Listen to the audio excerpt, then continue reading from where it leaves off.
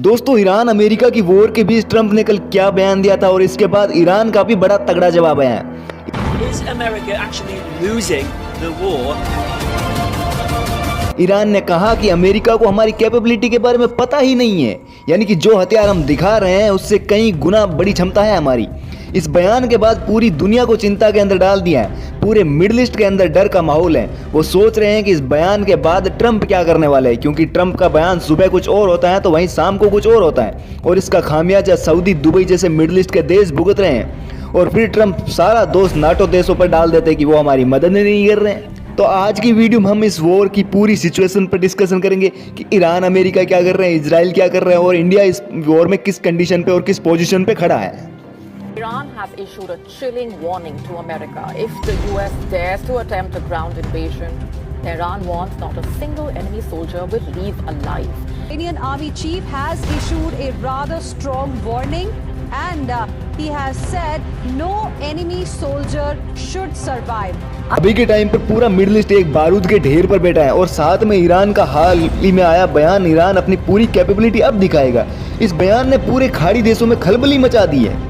ये एक खतरे की घंटी है। ये बयान ईरान के प्रवक्ता लेफ्टिनेंट कर्नल ने दिया है, जो इस वॉर में सक्रिय भूमिका निभा रहे हैं। उन्होंने सीधे ईरान व इजराइल को चुनौती देते हुए कहा है कि उनके मिलिट्री और हथियारों के बारे में जो दुनिया को पता है वो आधा सच है, यानी कि ईरान अपनी असली ताकत लोगों को पता ही नहीं है। ये बयान मिडिल ईस्ट के देशों के लिए खतरनाक क्यों है, आइए इसे समझते हैं। जब ईरान ये कहता है कि आप हमारी असली ताकत के बारे में जानते ही नहीं हैं, तो इसका सीधा सा मतलब है कि सरप्राइजिंग अटैक, यानी कि ईरान के पास ऐसे ड्रोन और मिसाइल्स हैं जो सऊदी, यूएई जैसे देशों के तेल और बिजली घरों को मिनटों में तबाह कर सकते हैं। और ईरान के पास ऐसे हथियार भी हैं जिसका अंदाजा यूएई और खाड़ी देशों को है ही नहीं। फिर अमेरिका इन खाड़ी देशों की सुरक्षा के लिए लगाया एयर डिफेंस सिस्टम शायद फेल भी हो जाए, और यही बात का डर अब खाड़ी देशों को भी सताने लगा है। इसके साथ वो ये भी जानते हैं कि ट्रंप पर भरोसा नहीं किया जा सकता, क्योंकि ट्रंप सुबह कुछ और बोलेंगे और शाम को कुछ और बोलेंगे। लेकिन ईरान मजाक नहीं करता। ईरान का ये बयान तब आया जब अमेरिका ने कहा था कि हम ईरान को परमाणु ठिकानों और मिसाइल सेंटर को पूरी तरह तबाह कर दिए, यानी कि पूरी तरह से डिस्ट्रॉय और न्यूट्रलाइज कर दिया ईरान को।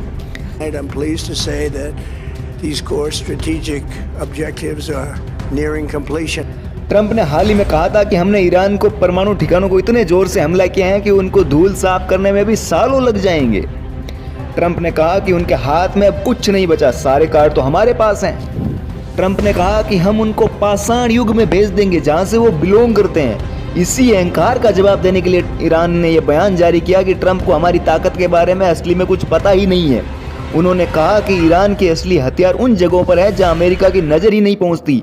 दोस्तों, ईरान ने पहाड़ों के नीचे पूरी की पूरी मिसाइल सिटी बसा रखी हैं और ईरान इसी जमीनी ताकत को मजबूत करने में लगा हुआ है। पहाड़ों के नीचे बसी इन सिटी पर ना बाहरी बम धमाकों का, ना अमेरिकी अटैक्स का कोई असर इन पर नहीं होता। इसी ईरान रशिया और चाइना की तरफ भी रुख मोड़ रहा है ताकि उनको नया एयर डिफेंस सिस्टम मिल सके। दोस्तों, ईरान के पास प्रॉक्सी भी तो हैं जो इजराइल के लिए हमेशा से चुनौती बनते आए हैं। इसके अलावा ईरान के पास 400 किलो इरेचमेंट यूरेनियम भी है, जिसको 60% तक तो इरेचमेंट भी कर लिया है। और अगर ये ही 90% तक इरेचमेंट कर लेता है तो वो एक न्यूक्लियर स्टेट, यानी कि परमाणु संपन्न देश हो जाएगा। एक्सपर्ट्स का तो ये तक मानना है कि ईरान का एक स्ट्रॉन्ग होना अमेरिका और इजराइल के लिए खतरा नहीं है, बल्कि पूरे मिडिल ईस्ट के लिए खतरा है। इसके अलावा ईरान के पास दुनिया के सबसे खतरनाक हैकिंग टीमें हैं जो दूसरे देशों के पावर ग्रिड और बैंकों को मिनटों में ठप कर सकती हैं। ईरान स्टेट ऑफ हॉर्मोन्स को तो पहले ही कंट्रोल में ले चुका है, और अगर पूरी तरह से बंद कर देता है तो पूरी दुनिया की तेल की कीमतें आसमान छूने लगेगी, बल्कि अब तो छू भी रही है। Is surging worldwide as crude oil climbs above critical levels amid escalating geopolitical tensions. And fuel prices in Germany saw a sharp intraday spike after a new rule allowed one price increase per day at noon on Wednesday. सबको ये भी शक है कि Iran चोरी छुपे इतना uranium जमा कर लिया है कि वह कभी भी परमाणु बम बना सकता है। इसके साथ ट्रंप भी अपने बड़बोलेपन से सारे यूरोपियन नेताओं को भी तो पहले से ही अपमानित कर चुके हैं, जिससे कोई भी यूरोपियन देश अब अमेरिका का साथ देने के लिए तैयार नहीं है। अमेरिका हमेशा से डराने की नीति पर विश्वास रखता है। वो हमेशा पहले देश को डराता है ताकि वो बातचीत की टेबल पर आने के लिए मजबूर हो जाए, पर ईरान जैसे जिद्दी देश में ये अमेरिका को गेम उल्टा पड़ गया है। You know, we spend trillions of dollars on NATO, and when we need them, which we never do, we didn't need them here either. To be honest, I was really asking because I wanted to see what they do. We didn't need them. Blasted the hell out of them. Trump की यही धमकियां, अब सब कुछ मिटाने वाली धमकियां Iran को और ज़्यादा आक्रामक बना रही है और ईरान ज़्यादा अग्रेसिवली रिटेलिएट भी कर रहा है, जिससे एक छोटी सी गलती सबसे बड़े युद्ध की शुरुआत हो सकती है। So pretty much winding that up. To take a few minutes, we want to make sure we don't ever have them allow them to have a nuclear weapon because जहां दुनिया के बाकी नेता यूरोपियन जैसे देश बातचीत का रास्ता अपना कर चलते हैं, वहीं एक डोनाल्ड ट्रंप है जो अनप्रेडिक्टेबिलिटी पर भरोसा करते हैं। डोनाल्ड जो मूड में आए बक देता है। ट्रंप का मानना है कि शांति तभी आएगी जब लोगों में ये डर होगा कि अमेरिका का राष्ट्रपति कितना क्रेजी है और वो कुछ भी कर सकता है।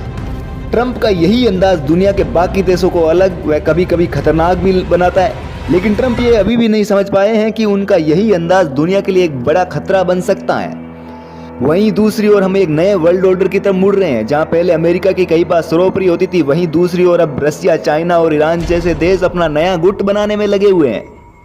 अगर खाड़ी देशों में युद्ध छिड़ता है तो ये केवल दो देशों की लड़ाई नहीं बचेगी, बल्कि ये पूरी दुनिया की इकोनॉमी की ताकत को बदल कर रख देगी। आने वाला कुछ समय ये तय करेगा कि दुनिया में शांति की तरफ जाएगी या एक महाविनाश की तरफ। एक ऐसा महाविनाश जिसकी भरपाई करने में दशकों लग सकते हैं। अमेरिका जिस बिना सोचे समझे तरीकों से बयान दे रहा है, ये अमेरिका के लिए खतरा भले ही ना हो, लेकिन दुनिया के लिए खतरा बन सकता है। वहीं ईरान ये बताना चाहता है कि खाड़ी देशों का दादा वही है, और यही सोच ईरान को एक कट्टर देश बना चुकी है और वो एक फिदाइन बनकर खड़ा है जो कभी भी फटने के लिए तैयार है दोस्तों, मगर वह अपनी आइडियोलॉजी छोड़ने के लिए तैयार नहीं है, जो अंततः ना सिर्फ ईरान एक गहरे पतन की ओर जा रहा है, बल्कि अपने साथ साथ खाड़ी देशों को भी एक भारी नुकसान की तरफ लेकर जा रहा है। वेल, आपको क्या लगता है कि सिचुएशन किस डायरेक्शन में जा रही है? आपको जब भी ट्रंप का बयान सुनते हैं तो कैसा लगता है? अब थोड़ी बात इंडिया की भी कर लेते हैं कि इंडिया किस पोजीशन पे खड़ा है। इंडिया इस वक्त पुरानी और सबसे भरोसेमंद नीति पर चल रहा है। वह जिस भी देश के साथ डील हो रही है उसके साथ कर रहा है, ताकि इस ग्लोबल तबाही का फर्क इंडिया पर कम से कम पड़े, और महंगाई को कंट्रोल करने पर अपना ध्यान फोकस कर रहा है। आपको क्या लगता है कि ट्रंप की बयानबाजी और वॉर कब खत्म होगी और मार्केट फिर से कब ऊपर आएगा? वीडियो अच्छी लगी हो तो लाइक सब्सक्राइब जरूर करना। मिलते हैं एक नई अगली वीडियो के साथ। जय हिंद।